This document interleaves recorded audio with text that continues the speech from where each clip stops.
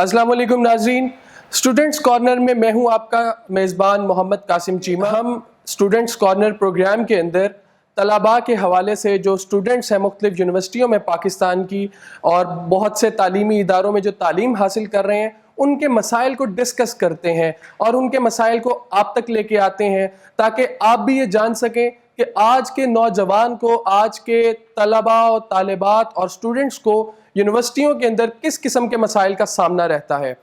तो आज हमने इंटरव्यू कंडक्ट किए दो नौजवानों के जो कि लाहौर की university of engineering and technology से अभी अभी ग्रेजुएट हुए और उन्होंने अपनी ज़ाती ज़िंदगी के हवाले से बहुत से मसाइल डिस्कस किए और तजर्बा अपना डिस्कस किया, हमारे साथ शेयर किया, जिसमें उन्होंने हमें बताया कि उन्होंने तालीम कहाँ से शुरू की, किस तरीके से वो आगे बढ़ते रहे और उन्होंने फिर यूनिवर्सिटी लाइफ के अंदर किस किस्म के मसाइल का सामना किया और आज के नौजवान को उन मसाइल को किस तरीके से हैंडल करना चाहिए। तो हमारे साथ पहले नौजवान जो हैं जिनका हम इंटरव्यू आपको सुनाएंगे, सैयद अब्दुल्ला इमरान नकवी हैं और इनका ताल्लुक़ है ज़िला मंडी बहाउद्दीन से। इन्होंने अपनी इब्तदाई तालीम जो है स्कूल की वो अपने गाँव से हासिल की, लेकिन वहाँ पे सहूलियात ना होने की वजह से, फैसिलिटीज़ कम होने की वजह से उन्हें शहर आना पड़ा। शहर के बाद उन्होंने वहाँ से मैट्रिक किया, उसके बाद एफएससी की, उसके बाद उन्होंने मैकेनिकल इंजीनियरिंग की university of engineering and technology Lahore से। तो जिस किस्म के उन्होंने मसाइल फेस किए, जिस किस्म के तजर्बात से वो गुजरे और उन्होंने अपनी ज़िंदगी के अंदर जिस तरीके से इन मसाइल को हैंडल किया, वो मसाइल वो आपसे डिस्कस करेंगे और आपको बताएंगे आज के नौजवान को किस तरीके से अपनी ज़िंदगी को परसू करना चाहिए। तो चलते हैं हम पहले इंटरव्यू की तरफ। सैयद अब्दुल्ला इमरान नकवी। बिस्मिल्लाहिर्रहमानिर्रहीम। मेरा नाम सैयद अब्दुल्ला इमरान नकवी है। मेरा ताल्लुक़ ज़िला मंडी बहाउद्दीन के एक गाँव ठट्टी शाह मोहम्मद से।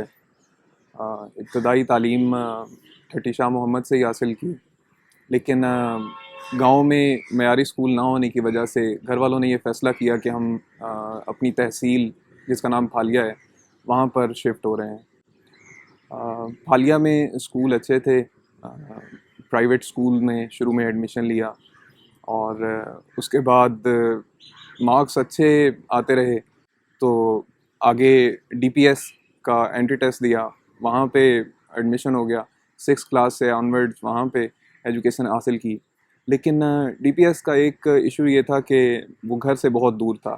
लेकिन मेरा ख़्याल है ये हमारे एजुकेशन सेक्टर का एक इन जनरल इशू है कि हमारे पूरे ज़िले में 1 या 2 मयारी स्कूल होते हैं और उन तक जाने के लिए स्टूडेंट्स को बहुत फ़ासला तय करना पड़ता है घर से और उनके अपने शहर में या इवन गांव में अच्छे स्कूल नहीं हैं, जिसकी वजह से शहरों पे बोझ बढ़ जाता है। अब डीपीएस में तालीम अच्छी थी, वहाँ पे असातिज़ा बहुत अच्छे थे, कम्पेटिटिव एनवायरनमेंट था और वहाँ पे ग्रूमिंग जितनी भी मेरा ख़्याल है मेरी स्कूल लाइफ में हुई वो डीपीएस में ही हुई। मेरी कॉलेज की एजुकेशन जब सेलेक्ट करने की बारी आई तो बहुत सी आरा सामने थी। कुछ लोग कहते थे आईसीएस कर लूँ, कुछ लोग कहते थे एफएससी प्री इंजीनियरिंग कर लूँ, कुछ लोग कहते थे प्री मेडिकल कर लूँ। और मेरा ख़्याल है कि जो भी स्टूडेंट एफएससी के ज़माने में आता है उसको ये सवाल फेस करना पड़ता है कि उसे आगे कौन सी फील्ड में जाना है, क्योंकि आप अगर मेडिकल चूज़ करते हैं तो आप आगे इंजीनियरिंग में नहीं जा सकते। तो उस वक्त लोगों का रुझान जो है वो ज़्यादातर मेडिकल और इंजीनियरिंग की तरफ होता है, लेकिन मेरा ज़ाती तौर पर जो रुझान है वो इंजीनियरिंग की तरफ था, इसलिए मैंने प्री इंजीनियरिंग चूज़ की और एफएससी में एडमिशन यहाँ एफसी कॉलेज लाहौर में लिया और उसके बाद आगे यूईटी के लिए तैयारी की, एंट्री टेस्ट की। एफएससी में मार्क्स ठीक आ गए। मेरा ख्याल है हम सोशल साइंसेज़ की तरफ इस वजह से नहीं आते क्योंकि पाकिस्तान में सोशल साइंसेज़ का इतना ज़्यादा स्कोप नहीं। आपको देखने में नज़र आता है कि सबसे ज़्यादा जो हाईली पेड जॉब्स हैं वो इंजीनियरिंग, मेडिकल या इसी तरह के जो दूसरे शोबा जात हैं उनमें हैं।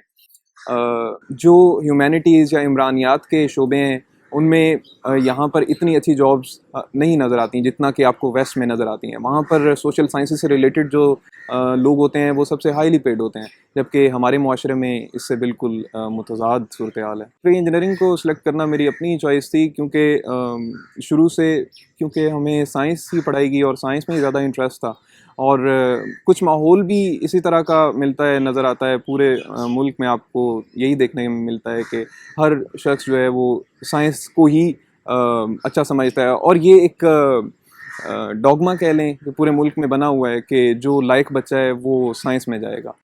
تو اس لیے میں سائنس میں ہی زیادہ تر میرا رجحان تھا. گھر والوں کی طرف سے پریشرائز تو نہیں کیا گیا, لیکن گھر والوں کے علاوہ آس پاس بہت سے لوگ ہوتے ہیں جو آپ کو اپنی طرف سے گائیڈ کرنے کی کوشش کرتے ہیں, لیکن در حقیقت ان کے پاس صلاحیت نہیں ہوتی گائیڈ کرنے کی. آپ کو ان کے پاس پراپر ٹریننگ نہیں ہوتی. آپ کا کوئی رشتہ دار آپ کو کہے گا کہ انجینئرنگ کر لو, کوئی آپ کو کہے گا میڈیکل کر لو, جس کی جو بساط ہے وہ اس حساب سے آپ کو مشورہ دیتا ہے, اور اس مشورے میں اسٹوڈنٹ جو ہے وہ کنفیوز ہو جاتا ہے. تو میرا خیال ہے اس کے لیے پراپر ادارے ہونے چاہیے, کیونکہ بہت کم ایسے طلباء ہوتے ہیں جن کے پیرنٹس, اسپیشلی پاکستان جیسے ملک میں جہاں پہ ابھی لوگ ایجوکیشن کی طرف رجحان اب ہونا شروع ہوا ہے, تو اس میں جو ہماری پچھلی جنریشنز ہیں موسٹلی جو ہیں وہ پڑھی لکھی نہیں ہیں, تو وہ اپنے بچوں کو پراپرلی گائیڈ نہیں کر پاتے. تو ایسے میں پراپر کیریئر گائیڈنس کے لیے فورم جو ہیں وہ ہونے چاہیے تاکہ اسٹوڈنٹس کو پراپر گائیڈنس ملے. یونیورسٹی میں میکینیکل انجینئرنگ میں نے سلیکٹ کی تھی. یونیورسٹی میں پریفرنس دینی ہوتی ہے جب بھی آپ نے چوز کرنا ہوتا ہے کوئی سبجیکٹ, تو اس میں میکینیکل انجینئرنگ کو میں نے اپنی پہلی پریفرنس رکھی, اور اس کی وجہ یہ کہ اس شعبے میں میرا ذاتی رجحان تھا اس کی طرف, اور یونیورسٹی لائف جو ہے وہ بہت ایک اچھا ایکسپیرینس تھا اس حساب سے کہ یونیورسٹی میں آپ کو کوئی قید نہیں ہوتی. آپ اپنی مرضی سے مختلف سوسائٹیز جوائن کر سکتے ہیں, آپ اپنے آپ کو ایکسپلور کرتے ہیں, آپ اپنی پڑھائی کے ساتھ ساتھ دوسری کیپیبلٹیز کو بھی ایکسپلور کرتے ہیں. اور اس کے علاوہ یونیورسٹی میں جو ایک اچھی بات یونیورسٹی لائف کی ہے وہ یہ ہے کہ آپ انڈیپینڈنٹ ہوتے ہیں.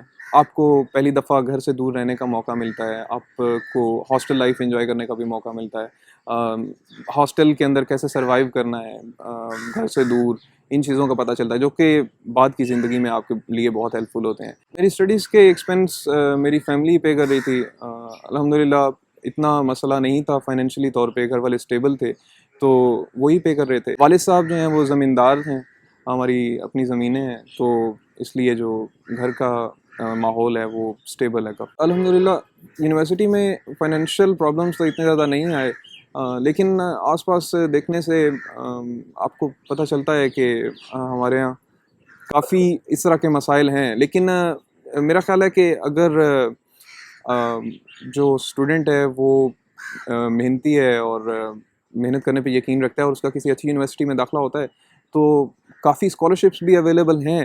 اور میری تقریباً کلاس میں سے زیادہ تر لوگ جو ہیں وہ کسی نہ کسی طرح کا اسکالرشپ, چاہے وہ گورنمنٹ ہے چاہے وہ پرائیویٹ ہے, وہ حاصل کر رہے تھے. اور مشکلات تو یقیناً ہوتی ہیں, لیکن وقت کے ساتھ ساتھ آپ مینیج کرنا سیکھ لیتے ہیں. میری یونیورسٹی UET لاہور تھی, جس میں ایک سیمسٹر کی فیس لگ بھگ 50,000 سے 60,000 کے درمیان ہوتی ہے, اور 2 سیمسٹرز ہیں چونکہ, تو اس حساب سے اندازہ لگایا جا سکتا ہے کہ سال کی کتنی بنے گی. باقی ہاسٹل میں آپ کے اپنے اوپر ڈپینڈ کرتا ہے کہ آپ کتنا خرچہ کرتے ہیں, پلس جو سال کے شروع کے دن ہوتے ہیں جس میں آپ نے کورس کی نئی کتابیں خریدنی ہوتی ہیں, وہاں اس وقت زیادہ خرچے ہوتے ہیں. آپ نے نئے ہاسٹل میں شفٹ ہونا ہوتا ہے, تو 10 سے 20,000 کے درمیان ماہانہ آپ کا خرچہ آ جاتا ہے. تو تقریباً 2 لاکھ جو ہے وہ سالانہ خرچہ آ جاتا ہے. UET سے میکینیکل انجینئرنگ کرنے کے بعد ابھی آگے میرا ارادہ ہے کہ میں اپنی اسٹڈیز کو کنٹینیو کروں. اسی لیے میں نے ماسٹرز میں ایڈمیشن کے لیے اپلائی کیا تھا, اور مجھے اٹلی میں ایڈمیشن ملا ہے ماسٹرز میں میکینیکل انجینئرنگ میں ہی. اور ابھی میں کوشش کروں گا کہ میں آگے اپنی ریسرچ جو ہے اس کو جاری رکھوں, اور اس کے بعد اگر مزید موقع ملا تو انشاءاللہ PhD بھی کروں گا. یونیورسٹی میں سب سے بڑی پرابلم, بلکہ صرف ہماری یونیورسٹی میں نہیں, میرا خیال ہے پورے پاکستان میں یہ بہت پرابلم ہے کہ ہمارے یہاں ریسرچ کا کلچر نہیں ہے. دنیا میں جتنی بھی قومیں جو ہیں وہ ترقی کر رہی ہیں, وہ خود چیزیں پروڈیوس کر رہی ہیں. ہم ابھی کنزیومر اکانومی میں آتے ہیں.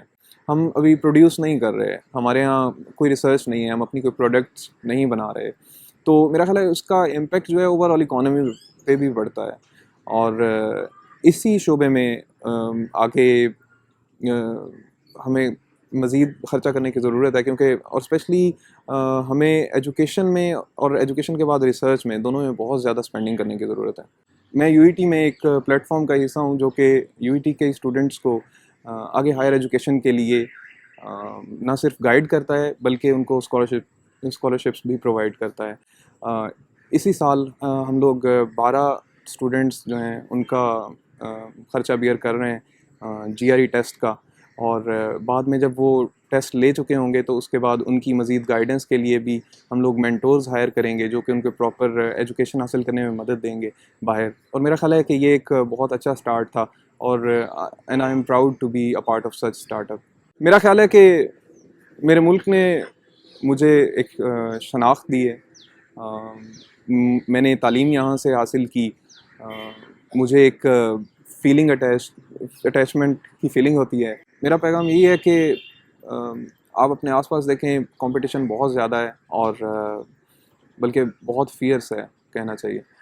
تو اس کے حساب سے آپ ہمت نہ ہاریں, محنت کرتے رہیں. ایک دفعہ آپ کا یونیورسٹی میں ایڈمیشن ہو جاتا ہے, اس کے بعد میرا خیال ہے کہ کافی اسکالرشپس بھی اویلیبل ہیں آپ کو پڑھنے کے لیے, مختلف مواقع بھی مل جاتے ہیں, آگے ہائر ایجوکیشن کے لیے بھی اسکالرشپس مل جاتے ہیں.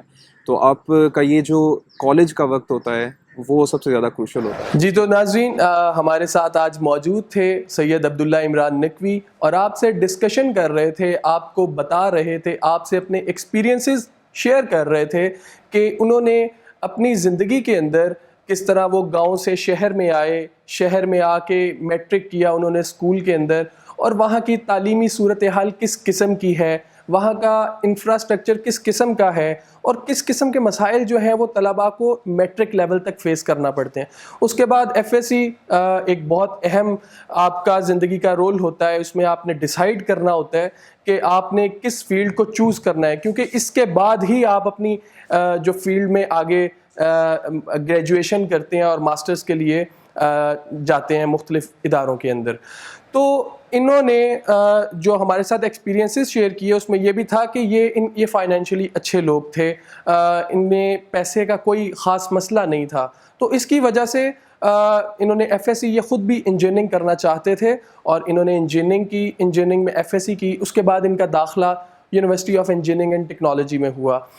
بہت سے جو طلباء ہیں, آج کے جو مسائل ہیں ان میں یہ بھی ہے کہ انسان مشینوں میں گھر کے رہ جاتا ہے, لیکن ان کا چونکہ جو ہے مزاج اور قسم کا, عمرانیات کی طرف دلچسپی بھی تھی, تو انہوں نے U E T debating society کو جوائن کیا, اور وہاں پر آ کر انہوں نے پوری ملک اور دنیا کے اندر کیا ہو رہا ہے عمرانیات کے حوالے سے, سوسائٹی کے حوالے سے, سوشیولوجی کے حوالے سے, ہسٹری کے حوالے سے, پولیٹیکل سائنس کے حوالے سے, انہوں نے بہت سے ڈسکشنز میں حصہ لیا اور اپنی زندگی میں نکھار پیدا کرنے کی کوشش کی. تو یہ ہمارے ساتھ ایکسپیرینسز تھے انہوں نے شیئر کیے. یقیناً آپ ان سے بہت کچھ سیکھ سکتے ہیں. آج کے طلباء خاص طور پہ انہیں ان سے رول ماڈل کے طور پہ دیکھنا چاہیے, اور ابھی یہ آگے جو ہے وہ سی ایس ایس کی تیاری کر رہے ہیں, یہ مقابلے کا امتحان دیں گے. انشاءاللہ ہماری دعا ہے کہ یہ آگے بیوروکریسی میں جائیں اور اپنے ملک کی خدمت کریں. ناظرین, اب ہم بات کریں گے, ہمارے ساتھ ایک اور نوجوان موجود ہیں جن کا تعلق بھی university of engineering and technology سے ہے. ان کا نام ہے مجید اللہ خان نیازی, اور ان کا تعلق ہے ضلع میاں والی سے. انہوں نے بھی اپنی زندگی کے حوالے سے بہت سے ایکسپیرینسز شیئر کیے. ہم ایک شارٹ بریک لیں گے, بریک کے بعد واپس آتے ہی ہم ان کے حوالے سے انہوں نے جو ہمارے ساتھ ایکسپیرینس شیئر کیا, جو تجربات ہمارے ساتھ شیئر کیے, وہ ہم آپ کو دکھائیں گے. ایک شارٹ بریک لیتے ہیں اور بریک کے بعد ہم آتے ہیں.